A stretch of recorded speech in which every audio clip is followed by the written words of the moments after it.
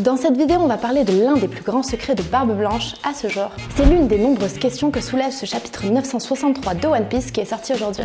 Alors on va parler de tout ça dans mes premières réactions et restez jusqu'à la fin car on va parler d'Oden Kozuki.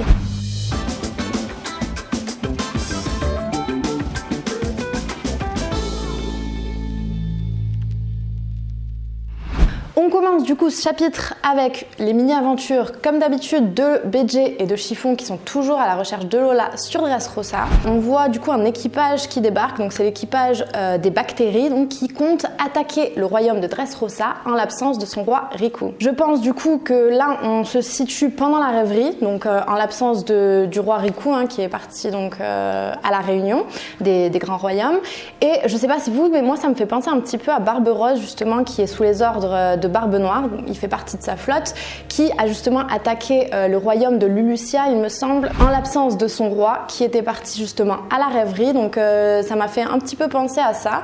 Et du coup, est-ce que l'équipage des bactéries fait partie de la flotte de Barbe Noire ou est-ce qu'ils sont indépendants? Ça, on ne sait pas. Si l'équipage des bactéries donc fait réellement partie de la flotte de Barbe Noire, ça voudrait dire qu'il est en train de prévoir, d'organiser une espèce d'attaque coordonnée sur tous les royaumes en même temps dont leurs souverains où leurs dirigeants donc, sont partis à la rêverie. Petite parenthèse aussi, la tenue du capitaine des bactéries m'a vraiment fait penser à Baggy en fait. Tout dans la tenue, chapeau, manteau, etc. Et surtout la façon dont il se tient, dont il courbe ses jambes comme ça m'a fait penser à Baggy. Donc voilà, Baggy que j'aime beaucoup et que je suis pressée de revoir d'ailleurs parce que ça fait un moment qu'on l'a pas vu. On rentre maintenant dans le cœur du chapitre, donc on est toujours sur le flashback d'Oden. Et là on apprend qu'en fait il y a un pacte qui a été conclu donc entre les samouraïs de Wano et les Minks, donc le peuple de Zou. C'est un pacte qui remonte à plus d'une centaine d'années, mais je sais pas vous, mais moi j'ai eu un feeling assez bizarre concernant ces cases. J'ai l'impression aussi qu'il y a pas mal de similitudes qui se confirment encore entre Zou et Wano. Déjà, on l'a déjà dit, les deux îles sont très difficiles d'accès, donc c'est impossible, presque impossible d'entrer ou c'est très difficile d'entrer et de sortir du pays. Et il y a aussi du coup maintenant le lien du coup avec le clan Kozuki, donc qui vient s'ajouter à cela. On peut le voir aussi à la naïveté de Nekomamushi et d'Inuarashi quand ils disent à un moment qu'il n'y a que 5 îles dans le monde de One Piece. J'ai trouvé cette case vraiment trop chou, ils sont trop mignons tous les deux. Et ça m'a encore fait penser que au Zou aussi, peut-être à l'image de Wano, vu que c'est un pays fermé, qu'il y a très peu finalement de connaissances qui sont transmises concernant le reste du monde. Là on voit encore qu'ils ne savent pas ce qu'il y a en dehors de leur pays, qu'ils ont très peu d'informations. Et d'ailleurs on a fait une théorie cette semaine sur la chaîne qui parle de Wano, de sa réelle nature et surtout l'influence que Wano aurait pu avoir sur le reste du monde, étant un pays très fermé comme on l'a dit juste avant, et surtout comment les poneglyphes se sont retrouvés aux 4 coins du monde. Donc si vous l'avez pas vu, allez la regarder. Je vous mets tous les liens dans la description. Ça y est, on a la confirmation, Kawamatsu est un homme poisson. Ça, on l'avait dit il y a un moment, je me rappelle très bien, mais par contre c'était un peu différent sur les raisons de Kawamatsu du coup.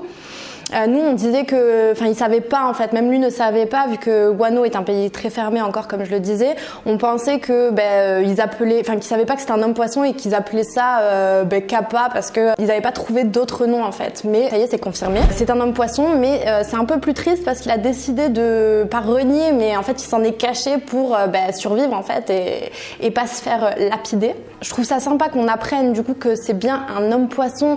Ça apporte plus de cohérence du coup dans l'œuvre parce que si Oda rajoutait une nouvelle espèce comme ça à la fin du manga, ça aurait été un petit peu bizarre. Mais du coup voilà, c'est plus cohérent, c'est un homme poisson, c'est confirmé. Encore une fois, la fermeture du pays nous montre les conséquences qui font que maintenant les habitants de Wano sont entre guillemets un peu naïfs parce qu'ils croient tout de suite en fait quand Kawamatsu dit que c'est un kappa. On voit aussi que les hommes poissons malheureusement sont discriminés aussi sur Wano. Et d'ailleurs j'ai trouvé la case où on voit Kawamatsu et sa mère en train de courir et échapper à des habitants de Wano qui leur jettent des pierres. Je l'ai trouvé trop touchante cette case, ça m'a fait trop mal au cœur encore une fois. Il est trop chou le petit Kawamatsu et tout, il est obligé de fuir, obligé de se cacher. Pourquoi? Parce que c'est un homme poisson. Je trouvais ça vraiment horrible. En fait, je me suis dit que Kawamatsu le pauvre, il a passé sa vie soit dans la galère, soit à fuir ou soit enfermé. Voilà, elle n'est pas trop top son histoire, le pauvre, alors que je kiffe vraiment son personnage. J'espère du coup qu'il y aura un petit peu de bonnes nouvelles et de trucs un petit peu gays pour lui. Mais du coup, à un moment aussi, quand il parlait de la mort de sa mère, qui disait qu'elle s'était disputée avec quelqu'un, elle a dû fuir, elle peut plus y retourner. Et du coup, ça soulève encore pas mal de questions sur sa ville d'origine et surtout avec qui elle s'est disputée, parce que j'en suis sûre qu'on la connaît au final. Comme d'habitude, vous le savez maintenant, Oda adore critiquer la société à travers son manga, et là encore je trouve que c'est une super critique à la société, à la culture japonaise, à la société japonaise du coup, pour le coup, parce que le pays, comme vous le savez, a été fermé pendant très très longtemps et a eu tendance à repousser tout ce qui venait de l'étranger par peur, par méconnaissance, etc. Donc là on voit très bien c'est ce thème qui est abordé dans l'arc. Ça fait plaisir que l'arc Wano Kuni, qui est très fortement inspiré du Japon, n'est pas épargné, et Oda s'en donne à cœur joie, quoi. Donc je trouve qu'il joue beaucoup sur sa culture, sur son histoire, etc. pour un petit peu retranscrire tout ça dans son manga. On passe ensuite à la rencontre entre Nekomamushi, Inuarashi, Kawamatsu et leur futur maître Oden. J'ai vu pas mal de critiques qui passaient justement sur ce flashback qui disaient, ou des personnes disaient que ça n'apportait rien de particulier, c'était pas intéressant, et moi je trouve franchement que ce chapitre leur donne complètement tort. On comprend mieux la relation qu'il y a entre chaque fourreau rouge et Oden, et je trouve que ça rajoute du coup encore plus de piquant, et ça rend l'arc Wano encore plus prenant. Surtout Oden. Oden, franchement, je l'adore, je le kiffe, mais grave. Il est trop marrant, ce mec. Il a un caractère à la fois très très simple et en même temps fonceur. Et il me fait penser un petit peu à Luffy de par sa bêtise, et aussi à Zoro pour son côté un petit peu plus arrogant, un petit peu plus bagarreur et puis nonchalant. Et ça apporte tout simplement une touche de légèreté, comme une bouffée d'air à cet arc qui devenait un petit peu compliqué. Depuis le début, vous avez bien vu, on a des intrigues complexes de malades, on a des trahisons, on a des doubles identités, des sauts dans le temps, énormément de personnages, des retournements de situation, etc. Donc ça apporte un petit côté frais et j'aime beaucoup. Comme je l'ai dit aussi dans ma dernière review, on voit que le rythme est beaucoup plus soutenu, tout va droit au but, tout s'enchaîne, il n'y a pas de dialogue qui servent à rien, et je trouve qu'on avance pas mal rapidement, c'est super, mais par contre je ne suis archi pas pressée d'arriver à la mort de Oden. Ça va être très tragique, ça va être horrible, d'autant plus qu'on voit la relation forte qu'il a avec ses fourreaux rouges, et les efforts qu'ils ont fait pour être à la hauteur, pour être digne d'être leur serviteur. Donc voilà, je trouve que je suis pas pressée que ça se finisse, même si oui, j'attends vraiment le combat Kaido et Oden. Dites-moi en commentaire ce que vous avez pensé de ce flashback. Et on arrive maintenant au moment le plus important de tout ce chapitre, la rencontre entre Oden et Barbe Blanche. Je sais pas vous, mais moi franchement j'ai trouvé cette case archi stylée. Le mec il a trop la classe en fait, posé comme ça sur son coffre, il est géant à côté de tous les autres, et puis je sais pas, ça m'a mis un petit feeling, un bon feeling de les voir comme ça tous réunis en mode jeune et tout, trop classe. J'ai beaucoup aimé. On voit que Barbe Blanche n'est jamais venue sur Wano parce qu'il découvre un petit peu la géographie assez particulière de l'île. Comme vous savez, Wano a des mers intérieures contrairement aux autres îles qui sont juste posées sur l'eau.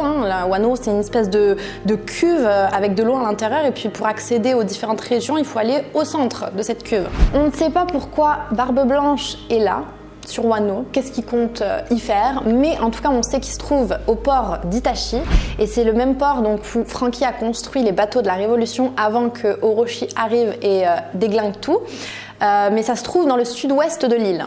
En tout cas, ça sent le départ d'Oden avec Barbe Blanche. Franchement, je suis trop pressée qu'il commence à prendre la mer, et puis voir toutes les aventures, surtout la rencontre avec Roger, la rencontre avec Toki, etc. Donc franchement, je suis vraiment trop pressée. Mais on sent déjà les prémices du truc. On sent quand même que Izo, il va l'accompagner. Il va d'ailleurs rester avec Barbe Blanche parce qu'on sait que c'est le commandant maintenant de la 16e division de la flotte de Barbe Blanche. Mais le plus intriguant sur cette case, c'est cette femme qui apparaît en plein milieu, donc avec le chapeau, la cape, l'espèce de haut comme ça, mini haut et mini jupe, parce qu'elle me fait penser à plusieurs personnages, mais dont un particulièrement lié à Barbe Blanche. Elle me fait penser en vrai à 3 personnages. Donc déjà, elle me fait penser à Big Mom. Big Mom, pourquoi? Parce que c'est surtout par rapport à son chapeau, parce que dans le chapitre d'avant, je crois 962, à un moment on voit l'équipage des Rox, on sait que Big Mom du coup était un partenaire entre guillemets avec Barbe Blanche parce qu'il faisait partie du même équipage des Rox.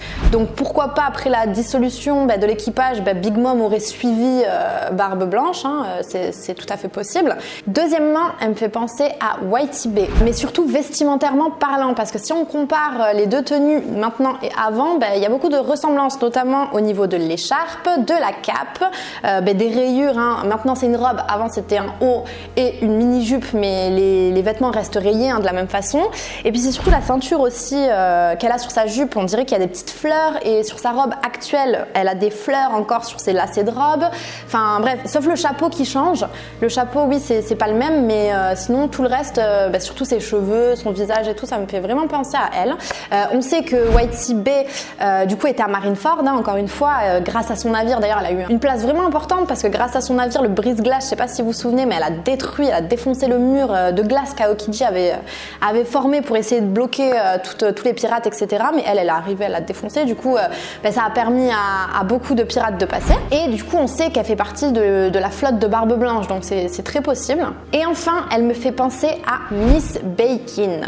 Donc je sais que pas mal de personnes pensent la même chose, mais c'est surtout le fait qu'elle n'arrête pas de revendiquer qu'elle faisait partie de l'équipage de Barbe Blanche, etc. et que son fils actuel, donc Weeble, est le fils de Barbe Blanche.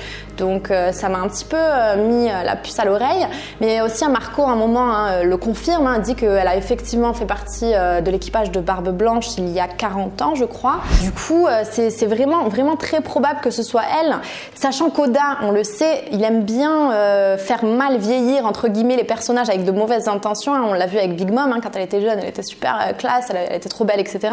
Et il y a aussi un dessin conceptuel qui a été fait d'ailleurs par Oda, où il dessinait Miss Bacon en étant jeune, et on la voyait vraiment jeune et jolie, hein. Elle était jeune, jolie, fine, etc. Donc ça me fait penser beaucoup à la personne qui a sur cette case, donc c'est fort probable. Là on a la preuve concrète qu'elle a été dans cet équipage, donc ça veut dire que c'est son fils. Donc moi j'y crois de plus en plus, ou même si c'est pas forcément son fils, si c'était bien Miss Bacon, je pense qu'il y a quand même eu une aventure avec elle, où il y a quand même eu quelque chose pour qu'elle dise ça, hein. C'est pas pour rien. Barbe Blanche a emporté beaucoup de secrets avec lui, mais je sais pas, si c'est vraiment Miss Bacon, c'est sûr et certain que Weeble c'est son fils, hein. J'y crois de plus en plus. Je vous ai fait un petit sondage pour savoir à qui cette personne vous fait penser, donc n'hésitez pas à aller regarder et à répondre, ça me fera plaisir. Voilà pour mes réactions à chaud après ce chapitre qui est juste mais excellent et qui se termine en plus sur un face-à-face énorme. Je vais maintenant me pencher sur les détails de ce chapitre et je vous sors une nouvelle vidéo très vite. En attendant, n'oubliez pas le hashtag Dendenmushi si vous voulez me poser n'importe quelle question et passer dans les prochains épisodes. Comme d'habitude, pour nous soutenir, vous savez quoi faire, likez, abonnez-vous, partagez, et si comme moi vous trouvez Oden archi badass, n'hésitez pas à aller vous procurer ces petits posters de Oden Kozuki qui sont disponibles sur notre store. Je vous mets le lien dans la description, c'est le Pop Store Pirate. Merci d'avoir regardé cette vidéo jusqu'au bout. Quant à moi, je vous donne rendez-vous très vite pour de nouvelles aventures, et d'ici là, portez-vous bien. À bientôt sur Albu Channel.